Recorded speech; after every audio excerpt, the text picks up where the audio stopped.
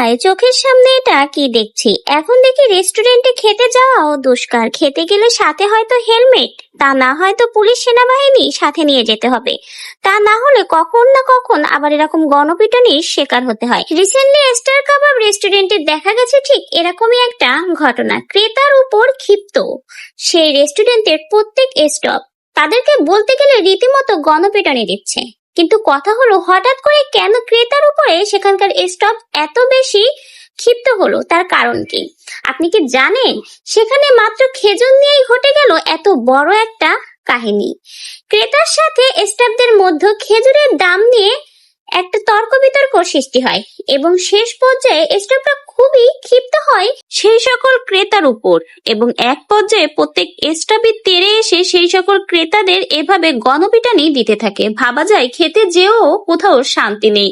এখন দেখছি খেতে গেলে হেলমেট সাথে নিয়ে যেতে হবে, তা না হলে আবার কবে না কোথায় দাম দর নিয়ে এভাবে আমাদেরও পিটনির শিকার হতে হয়।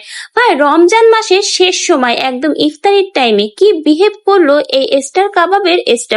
ভাবা যায় আমরা সেখানে যাই টাকা দিয়ে অর্ডার করে খাবার খেতে, কিন্তু তাদের এমন একটা ভাব যেন আমরা কোনো এক ভিখারি। খাবার দিয়ে চলে গেলে তাদের আর কোনো দেখা সাক্ষাৎ পাওয়া যায় না। ডাকতে ডাকতে আপনার গলা ফেটে যাবে, তাও তাদের মুখ দর্শন আপনি করতে পারবে না।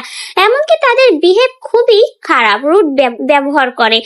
আপনি যদি একবার থেকে দুইবার তাদেরকে ডাকাডাকি করেন, এমন ভাবে আপনার সাথে বিহেভ করবে মনে হয় আপনি যদি কোনো রাস্তার ফকির বারবার তার কাছে টাকা চাচ্ছেন। এমনকি যখন আপনি তাকে টিপস দিবেন, কম টিপস দিলে তাদের মুখের দিকে ভাই চাওয়া যায় না, মনে হয় যেন এখনই ভেঙে চুরে মুখের ভিতরে ঢুকে যাবে। এমনকি অল্প টাকা টিপস দিলে তারা শুনিয়ে শুনিয়ে আপনাকে অপমান করতে ছাড়বে। ভাই এই সকল নামকরা রেস্টুরেন্টের স্টাফদের এই ব্যবহার দেখে এখন কোনো মানুষই এখন এই রেস্টুরেন্টে যেতে চায় না। তার উপরে এভাবে রমজানের সময় ইফতারিতে এই বয়স্ক মানুষটাকে যেভাবে পিটানি দিল এতগুলো স্টাফ একসাথে, তারপরে কি আপনাদের মনে হয় এই রেস্টুরেন্টে কারো যাওয়া উচিত?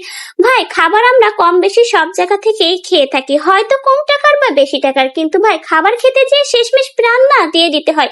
কারণ আজকে এই বয়স্ক লোকটাকে যেভাবে এই স্টাফরা মারধর করেছে, বলতে গেলে মারধরই গণপিটুনি করেছে, তাতে ভাই এই ব্লগটা একটুর জন্য বেঁচে গেছে। আমাদের সকলেরই উচিত এই স্টার কাবাব রেস্টুরেন্টকে বয়কট করা, কারণ আমরা টাকা দিয়ে খাবার কিনে খাই, মার কিনে খেতে সেখানে যায় না।